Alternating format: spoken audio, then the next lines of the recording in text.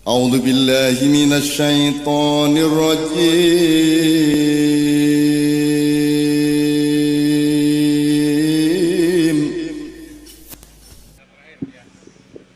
Semester berapa, Mas? 9. Assalamualaikum warahmatullahi wabarakatuh.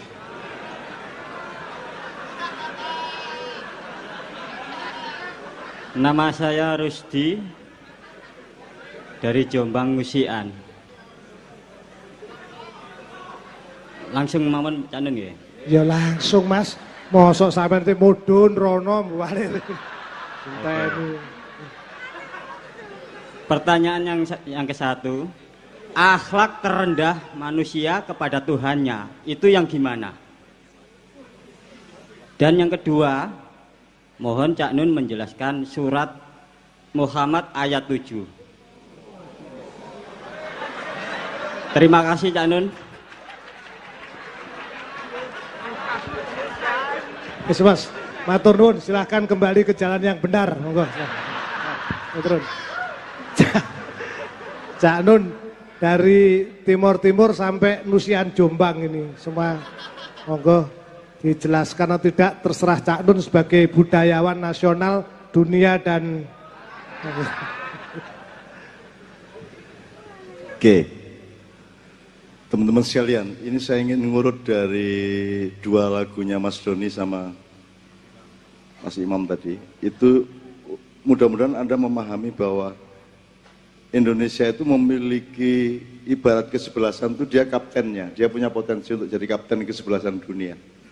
Karena dia back bisa, kiper bisa, gelandang bisa, striker bisa, wasit bisa, dodol es ya iso,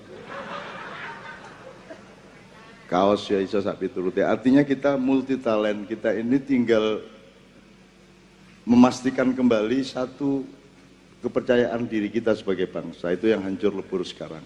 Dan pemerintah kita sampai hari ini tidak menolong sama sekali untuk membangun kembali, membangkitkan kembali kepercayaan diri, self-confidence kita. Dengan dua lagu tadi saya sebenarnya ingin langsung bertanya, kamu masih nggak percaya sama Indonesia? Kamu masih tidak mantap sebagai orang Indonesia? Kamu masih tidak percaya kepada nenek moyangmu, kepada mbah-mbahmu, para kakek-kakekmu? Kan gitu. Jadi sekarang saya dari landasan itu saya coba menjawab. Yang pertama, wah dielingno Cak Suko.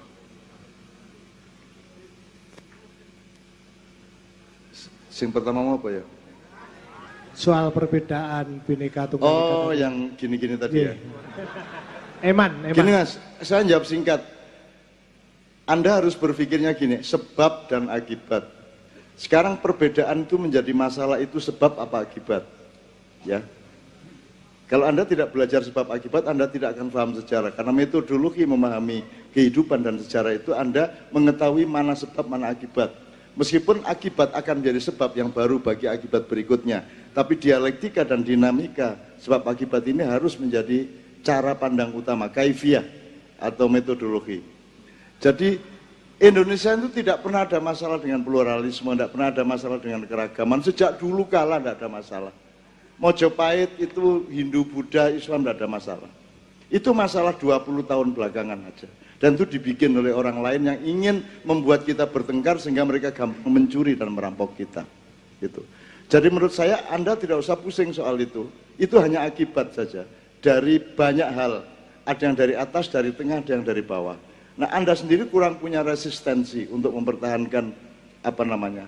Lu gak ada masalah, di Jombang itu Mojowarno itu gereja tertua di Pulau Jawa. Ya, sampai hari ini dengan orang Islam di sekitarnya tidak pernah ada konflik apapun sama sekali. Tidak ada masalah, apalagi kalau mayoritasnya Islam, yang lain pasti akan selamat. Ya, meskipun saya tidak akan melanjutkan kalimat itu. Kalau yang mayoritas bukan Islam, baru orang Islam punya masalah kan begitu. Menurut saya Mas, berangkatnya gini, itu semua akibat dari ketidakadilan. Kamu jangan ngomong gotong royong, jangan ngomong kerukunan. Itu cuma akibat. Kalau adil satu sama lain, kita pasti rukun, pasti gotong royong. Nggak bisa kamu bangun gotong royong sementara ada yang curang, ada yang tidak adil. Betul enggak? Nah, tidak adil itu bisa polisi pemerintah, bisa aplikasi pembangunan, bisa sikap sosial, bisa perilaku budaya dan seterusnya. Selama keadilan itu tidak berlangsung, maka problem akan banyak sekali. Dan jangan dipikir borok itu masalahnya, borok itu akibat dari data yang tidak benar, gitu loh Mas. Ya Mas ya. Jadi menurut saya nomor satu, memperjuangkan keadilan aja. Yang lain-lain itu akibat kok, gitu loh Mas. Saya tidak pernah ada masalah kok, maknya tidak pernah ada masalah toh. Anda di Bang-Bang Wetan sampai pagi, apa pernah tahu di samping Anda agamanya apa? Karena masalah. Dan sejak dahulu kala tidak ada masalah di Indonesia. Itu bikinan mereka. Kita ini bangsa, jadi di dunia ini Indonesia, utamanya Jawa dan Islam yang harus dihancurkan oleh sekutu-sekutu dunia yang dipimpin iblis dan dajjal, gampangan ngono lah. Jadi sejak perang salib, kemudian hancurnya, dia dikepungnya dan ditawurnya Ottoman, kemudian Arab Spring sudah selesai, sekarang giliran Indonesia harus dipecah belah. Jadi Anda jangan mau terpecah belah. Dan Makyah ini kan sudah terbukti bahwa kita, Makyah itu disukai oleh orang Buddha, orang Konghucu, oleh orang Kristen, tidak ada masalah. Orang miskin, kaya, semua tidak ada masalah. Pejabat juga nggak kita marahi. Kita tidak benci kepada pemerintah. Kita mengkritik apa adanya kalau pas harus mengkritik, kan begitu. Karena masalah Mas. Sekarang nomor 1 adil tak adil menurut doa. Ikut doa perjuanganmu. Cara mananya itu tok. Kalau ada yang tidak adil, pasti gak gotong royong, pasti imannya yang mudun, apa ae. Jadi keadilan itu adalah titik tengah dari Asmaul Husna. Keadilan itu titik tengah dari semua persoalan. Adil itu kalau diaplikasikan gini, guys, sinau ya, Didik ya. Adil itu nek sol ya sol. Nek sole rada munggah didik pales. Jadi keadil. Jadi dalam musik yang di dalam kesenian adil itu namanya pas. Nek ana situk mlero titik wis rusak kabeh. Aransemen. Kalau dalam olahraga adil itu sportif. Gitu. Kalau dalam akhlak adil itu jujur. Kalau dalam politik adil itu gembira, rakyatnya gembira apa tidak? Kalau rakyatnya gembira berarti adil. Menurut ukuran iki atu-atu. Kan gitu. Untak adil apa tidak? Mahasiswanya sumringah apa tidak? Kan begitu. Nek sumringah arek-arek berarti lumayan adil, kan gitu. Apalagi di bidang apa saja? Apa di bidang apa saja? Hukum. Hukum itu alat. Dia itu produk dari keadilan, bukan hukum itu subjek. Hukum itu cuman alat. Gitu loh. Makanya perangkat hukumnya cuman alat. Yang subjeknya adalah keadilan, subjek nilainya ya. Bukan subjek fisiknya. Subjek fisiknya adalah ahli hukum dan perangkat hukum. Tapi subjek, substansi dan nilainya adalah keadilan. Jadi salah kalau kamu ngomong supremasi hukum. Salah, salah. Supremasi keadilan. Sebab hukum tidak bisa menyelesaikan masalah. Dia hanya bisa menyelesaikan masalah di tataran tertentu. Maka dia harus terus-menerus mengacu kepada keadilan. Banyak sekali pengadilan-pengadilan terakhir ini yang mengacu kepada keadilan. Misalnya gini, nek secara hukum mbok iki nyolong apa kudu dihukum petang tahun, didenda sekian juta. Hakimnya tidak bisa apa-apa karena memang hukumnya seperti itu. Maka hakimnya mengambil inisiatif budaya dan kemanusiaan. Ngene, ayo urunan saiki rek cek mbok iki iso bayar. Karena kita ini harus bayar pajak kepada orang kecil. Hakimnya mengatakan begitu. Jadi itu Hakim itu datang jangan dengan pasal. Hakim itu datang duduk dengan rasa keadilan dan ilmu keadilan. Maka dia bisa menciptakan pasal-pasal baru di setiap kasus yang berbeda. Jadi sekali lagi supremasi hukum itu salah, yang benar supremasi keadilan. Itu ya. Hukum itu tidak ngerti apa sebabnya orang mencuri. Ngertinya orang mencuri. Dia tidak peduli sebabnya apa kok mencuri. Gitu loh, Rek. Kalau akhlak lebih tinggi. Dia cari kenapa kok dia sampai mencuri. Mari kita tolong supaya dia tidak mencuri lagi. Kan begitu, itu akhlak. Kalau hukum tidak peduli. Pokoknya kon nyolong, tak hukum saya ini. Karena hukum itu sangat rendah derajatnya. Makanya Islam juga jangan ngomong syariat. Kalau ngomong syariat itu, nomor satu pahami syariat Allah. Jangan syariat Islam dulu. Syariat Allah itu apa? Contohnya, syariat Allah. Kalau saya ngomong syariat Allah, ingat apa? Kamu, awakmu. Sholat, apalagi? 3. Iki sinau temenan iki rek. Syariat Allah itu contohnya Air mengalir ke bawah, itu syariat Allah. Kon nek ngiler mesti mengisor, gak ono ngiler kok mendukur. Oke? Itu syariat Allah. Rambut tumbuh sampai usia tertentu, itu syariat Allah. Itu dulu pahami, baru nanti ada syariat Islam. Itu hanya 3,5% dari syariat Allah. Jadi pahami dulu syariat Allah. Syariat Islam nanti dulu. Gitu loh. Syariat Allah itu rambutmu cukul. Kon umur saene mandek pertumbuhannya, nek kon gak dindek karo Gusti Allah, berarti Gusti Allah ngelanggar syariat dhewe. Misalnya kon petit sampai gak leren-leren, ukur, golek bojo wangel kon. Terus ya apa caramu iku nek karo bojomu iku? Kon ukure kaya ngono bojomu nduk ngene iki. Wah, wangel ngene kok.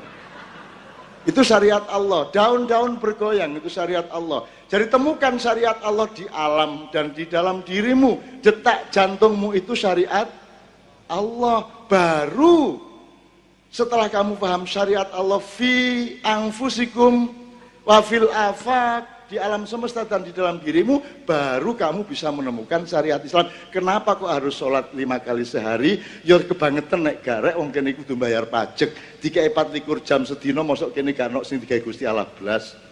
Ya ta mosok gawe nontok McD WA kan kudu ono sing gawe Gusti Allah, pajeke mek didik lho. Mek 5 kali lho. Mulane aku jane gak setuju sholat 5 kali, aku setuju awale ben ping 50. Kapan-kapan aku kepedhuk Gusti Allah sampean balekaken ping 50 ya bongko arek-arekan. Bayangno kait sembayang subuh adus sembayang meneh. Sarapan kait separuh sembayang meneh. Kok kait nang kampus gurung tutuk nggone mampir musala sik sembayang meneh. Pokoke ping 50 cek mate arek-arekan. Kenaan ping 5 yang. Nah, itu syariat Allah Mas Yaki ya. Jadi saya ingin mengatakan kepada Anda, tolong pelajari anatomi hidup ini. Endi ndase, endi dodone awake, endi sikile lha ngono sih. Ojo nglemprek kaya sarung, harus punya anatomi. Oh, kaya njahit baju lho rek karo celana. Iki bagian lengene, iki bagian kerahe, lha ngono.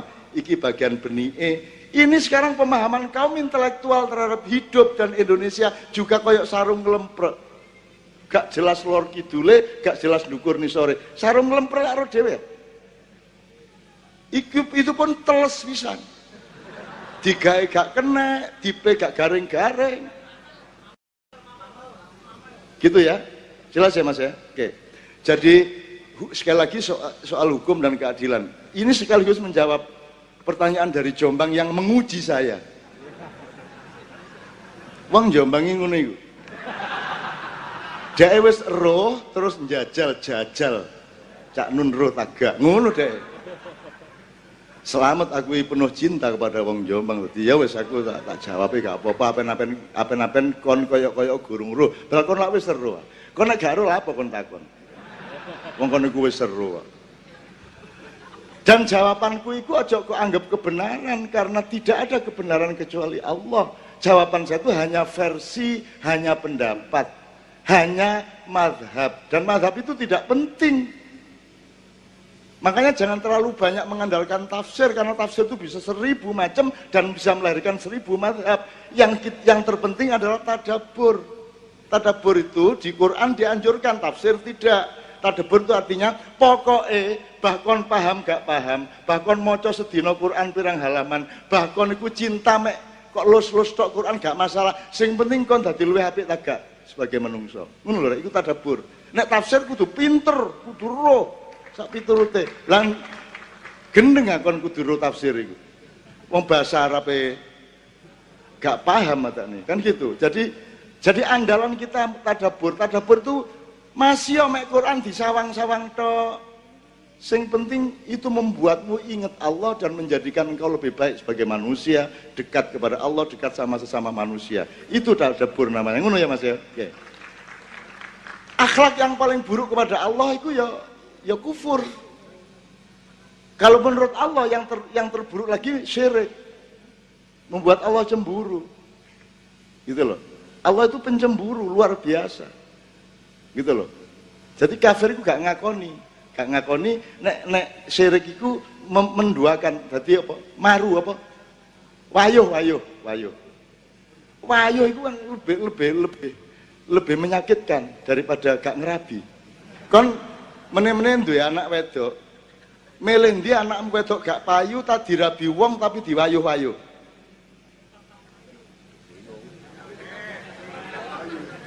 Ya nek gak kabeh iku jenenge lho, nek diantara dua iki mending gak dirabi wong dan kita tetap bermartabat, kita bercinta sama Allah seperti Rabi'ah al-Adawiyah daripada dirabi tapi dipermainkan. Kita betul. Begitulah Allah. Karena anjane taat to. Nek anjane kon Islam Islamo, nek kon gak Islam aku gak paten. Gusti Allah ngono anggitmu aku sedih ta nek kon kafir. Gak, Gusti Allah gak sedih. Anggitmu terus nek kon kafir, terus PKI, komunis, ambil terus Allah, ya Allah ya apa ya. Wah, Allah kok nyebut dirinya sendiri. Allah mengatakan ibadahmu tidak menguntungkan apa-apa dan kekufuranmu tidak merugikan apa-apa padaku. Engkau semua itu sholat dan aku masukkan surga tidak karena sholatmu, tidak karena amal baikmu, tapi karena aku cinta kepadamu. Ngono lho Gusti Allah iku. Mulane saiki ojo mek sholat tapi apa namanya? Capailah cinta Allah kepadamu. Caranya ya kamu harus mencintai Allah. Kalau Allah engkau cintai, dia membalas lebih banyak daripada cintamu. Wahai hambaku, kalau engkau berjalan satu langkah kepadaku, aku maju satu depa kepadamu. Kalau engkau melangkah satu depa kepadamu, aku maju sepenggalah kepadamu. Kalau engkau berjalan kepadaku, aku lari kepadamu. Lu kurang ya apa Gusti Allah? Jadi nomor satu jangan minta dicintai Allah, tapi cintailah Allah terus menerus, maka akibatnya pasti engkau akan dicintai Allah. Jangan cari surga, surga itu akibat dari kasih sayang Allah kepadamu. Kalau kamu hanya mencari surga dan menomorduakan Allah, rumangsamu Gusti Allah rada nggudo-nggudo titik, dimingi-mingi swarga, cek kon kepencur akhirnya metenteng delok swarga, lali Gusti Allah. Kon meneh tak dongakno mlebu swarga, tapi Gusti Allah gak gelem nemoni kon. Dileng surga tanpa Allah bagaikan laki-laki tanpa istri, bagaikan rujak tanpa lombok, ngono-ngono toh. Jadi milik Allah ta milik swarga? Nek milik Allah mesti oleh swarga, nek milik swarga gurung karuan di sapa? Allah. Mulane urip ku nek aku situk tok, bendina sing tak ukur dudu aku dadi wong apik tagak, berjasa tagak, punya reputasi apa tidak, punya prestasi atau tidak terkenal, ora dadi ukuranku. Ukuranku mek situk nek bengi aku mek eling-eling kira-kira dina iki mang aku nglakoni apa sing kira-kira Gusti Allah muring-muring karo aku. Nek kira-kira gak diuring-uring kira wis beres uripku. Wis ngono tok. Mulane aku gelem ngene-ngene sampai jam pira tak digawe ngurangi oleh muring-muring Gusti Allah nang aku. Pokoke urip iki gak dikae nikmat aku gak masalah kok. Gak masalah wis nganut kula. Sing penting mboten pun muring-muring ngoten mawon. Wis cukup pisan. Gak diuring-uring wis cukup kanggoku lho. Terus anggitmu Gusti Allah gak muring-muring terus gak ngekeki ngono. Mesti ngekeki Gusti Allah kon gak njaluk dikeki kok. Dadi kon niku tenang percaya karo Gusti Allah. Sing kok percaya iku sugih tok ae. Umroh cek sugih. Poso cek sugih, ndonga cek sugih, sedekah cek sugih. Ngono tok ae wong mek poso sak wulan njaluk mlebu swarga. Mek gak mbadok subuh sampai maghrib lu njaluk swarga. Apa abote lho, gak mangan subuh sampai maghrib lho, abote apa ngono ditukokno swarga. Cik murahe swarga iku. Ngono lho, wis aja njaluk po, ikhlas. Wahai hambaku, puasa itu untukku, yang lain-lain untukmu, puasa itu untukku. Itu artinya apa? Kalau kamu berpuasa, itu dia masuk puasamu itu masuk ke dalam kalbunya Allah. Allah mencintai orang yang berpuasa. Dan sudahlah, percaya aja bahwa cintanya Allah itu akan dilimpahkan menjadi berbagai macam bentuk rezeki. Tidak hanya materi, tidak hanya kapitalisme, tidak hanya kesejahteraan dan kemewahan, tapi berupa macam-macam kemungkinan. Ngono ya Rek ya. Surat Muhammad ayat 7. Kalau kamu menolong Allah, kalau kamu menolong sesamamu, maka kalau intan sultan, kalau kamu menolong Allah, Allah akan menolongmu. Ngono ta? Terus apa sing kok takono wis jelas, gak perlu tafsir iki. Wis gak perlu tafsir iku jelas. Paling-paling nek kepengin nggodha titik, lah iya Gusti Allah kok ciil lho iso ngomong njaluk apa? Nek kon nulung Gusti, kaya Gusti Allah iku butuh pertolongan, lak gak sejane. Masa Gusti Allah butuh pertolongan? Masa Gusti Allah teko langit, "Rek, tolong ya gak lah." Masa ono Gusti Allah njaluk tolong? Tapi Allah merendahkan dirinya kepadamu dan dia memakai bahasamu.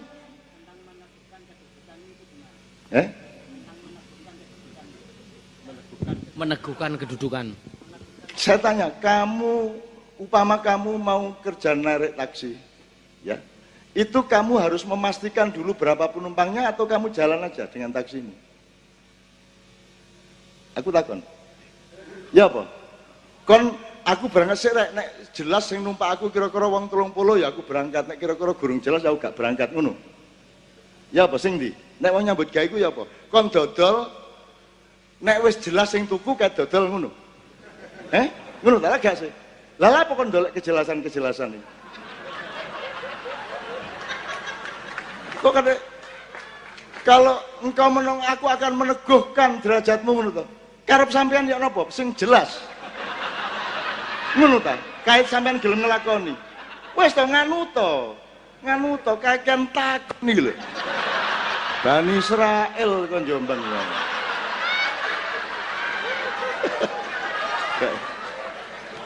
Kau apa rek ngono lho. Lah iya kon ndelok bentuke barang yo gak ero bentuke. Kamu pikir kalau kamu tidur sama istrimu pasti punya anak? Kan enggak. Dan kamu bisa, oh pokoknya anakku ganteng kula purun iki nuron bojoku. Ngono ta karep. Anakmu dhewe ae. Wis turono ngono lho. Ngono iku lho wong menungsa iku lho nranyake iku lho masalah. Wis dijanjain lho jek njaluk bentuke. Terus wis dadi ndolek sapi. Sekali berangkat lah anak sapi-sapine jupuken iki gak takon lanang ta wedok. Lho kan angel. Mulai kok sing lanang gak iso sing wedok, mulai sing lanang kabeh gak iso dijupuk, mulai golek sing wedok. Ngono jek takon meneh, tuwek ta nom. Warnane apa? Lho ta ngangel-ngel awakmu dhewe. Sing enak iku main remi, main gaple iku gak roh cekelanmu. Ketika dibuat plek-plek iku gak terus ngene gak nikmat. Sing nikmat iki delok nggar situ.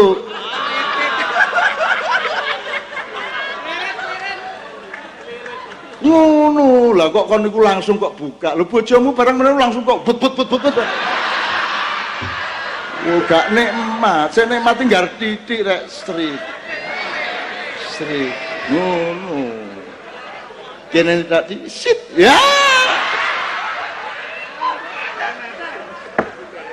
Ana lho arek Kiai Kanjeng saking setiane karo bojone. Ndek dalan niku, ndek warung ana arek wedok sing kenene bedah iku. Dadi ketok pupune sreng ngono dhek. Terus dhek wiritan langsung witan begitu mulai dhek sampean buka. Bojone langsung dikon buka, sing sampean buka Dik. Timbangan aku eling-eling sing kok mang ngono. Lho ana lho ngono iku Dik. Iki Kiai Kanjeng ana, cuman gak teko bengi iki ana arek iki. Nek imam iku gak tau duwe bayangan pupu iku ya apa ya. Jadi ndak punya dia. Wis pokoke ngertine ya begitu ana langsung dibuka ya ora gumun. Nek kene kan duwe wawasan sithik-sithik ya ta. Dadi terus punya imajinasi, punya gambaran-gambaran. Imam gak duwe wawasan. Dia buta huruf mengenai wanita. Jadi begitu buka ya gak gumun. Oh ngene to. Ngono ta. Iku imam. Oke Mas, apa lagi mau ya? Tolong diingatkan apa lagi ini? Ya, peneguhan itu bagaimana bentuknya? Simpenan no, malah dijaluk, malah kon niku, mulane kon niku ya pertanyaan ini, nek kon mlaku ndek alas, ongkep, kesel, haus, ngelak, wis putus asa, tiba-tiba ono telogo. Ya apa kan terusan? Kebanyakan orang langsung ambios, beyus, ngono. Nah, itu orang yang tidak mengerti nikmatnya hidup. Sing nikmat iku ana telaga, yes. Dicep titik. Nah, ngono. Wong pasti kita miliki kok. Diulur-ulur, ngono sing nikmat iku. Langsung blek. Gak nikmat iku. Gurung-gurung kowe malah dolin kon. Bojomu kait alhamdulillahirabbil alamin arrahmanirrahim. Wala dolin. Bojomu akhirnya menderita, oh, mas aku kait arrahmanirrahim. Sampean pun wala dolin yo no. Paham lho arek-arek soal ngono iki, Pak. Wes, apa meneh Jombang wes. Pertanyaan berikutnya. Oh, saya ojo lebay lah kon. Mulai kok. Ojo mulai kon apik kon. Jangan tinggalkan orang yang sedang bercinta. Ya. Kok balik rono gak apa-apa, tapi kon ojo mulai teko kene sik ya. Temen, ini orang sedang bercinta dengan Allah, dengan sesamanya, dengan seluruh alam semesta. Dan itu situasi yang mereka tidak akan pernah mau berhenti. Sehingga mereka butuh puasa untuk membatasi sampai jam berapa nanti. Kan begitu? Ya, bener, ya. Masih ada pertanyaan Pak Suko? Yang terakhir gotong royong tadi. Gotong royong jawabannya sederhana. Gotong royong bukan sebab. Gotong royong itu akibat. Kalau ada keadilan, pasti orang bergotong royong. Kayak Bang Metan itu loh, kabeh gotong royong toh. Apa toh semua berpartisipasi wis gak njaluk, gak ngitung, gak apa kabeh ngekeki. Karena adil satu sama lain. Gak ono ati jahat, gak ono segala macam. Itu semua di Jogja, di Semarang, di Purworejo, di Purwokerto, di Madiun, di Ponorogo, di mana-mana. Semua gotong royong. Sudah pasti di Maknya itu sangat gotong royong. Maknya itu artinya gotong royong hasilnya itu. Jadi ana wong takon mak ya kan gotong royong, ngono wis gak ngel-angel wis kan. Ini Cadun terakhir ya, yang soal buku-buku komunis tadi. Dibakar. Gini, mending Anda melakukan penelitian beneran. Itu lebih bagus. Syukur sambil membaca karena versinya bermacam-macam. Itu juga nanti membingungkan, tapi yastami'unal qaul. Jadi baca semuanya, kemudian kamu dengan nurani dan akal sehatmu mencoba mencari resultan yang terbaik, tetesan yang paling benar. Tapi ojo lali takon karo wong tuwek-tuwek yang kira-kira masih pernah mengalami itu. Gitu ya. Ini masalah khusus kalau soal 65 dan 48, 47 itu soal khusus. Jadi jangan ojo metutu-metutu lah. Ojo metutu-metutu, ayo disinauni bareng-bareng. Gitu ya. Memang hidup itu ada perkecualian, gelem gak gelem. Gusti Allah ya, Gusti Allah dhewe iku nggawe perkecualian. Masya wit kelapa iku ndlujur situk tapi tetep ana kelapa sing bercabang ya ta gak? Nah, tolong dalam demokrasi tidak bisa mutlak juga. Demokrasi juga ada perkecualian-perkecualian karena selalu sebuah bangsa yang berdialektika akan mengalami luka-luka tertentu kan gitu. Ana wedhus sikil 5 ya ana arek dirijine 6 ya ana, itu namanya perkecualian. Dan perkecualian itu adalah salah satu dari syariatnya Allah atau sunnahnya Allah, jadi tidak ada masalah. Ngono ya, Rek ya. Oke. Bismillahirrahmanirrahim, Cak Suko. Ini kita sudah bergembira, sudah semua yang sifatnya permukaan dan sedikit agak ke dalam sudah kita penuhi. Manusia harus lengkap. Rohaninya, jasmaninya, mentalnya, spiritualnya, intelektualnya, semua harus dikasih makanan yang seimbang satu sama lain. Oleh karena itu nanti puncaknya kita akan berdiri bersama membawakan medley lagu-lagu Nusantara karena kita rayakan 58 tahun Universitas 17 Agustus 45.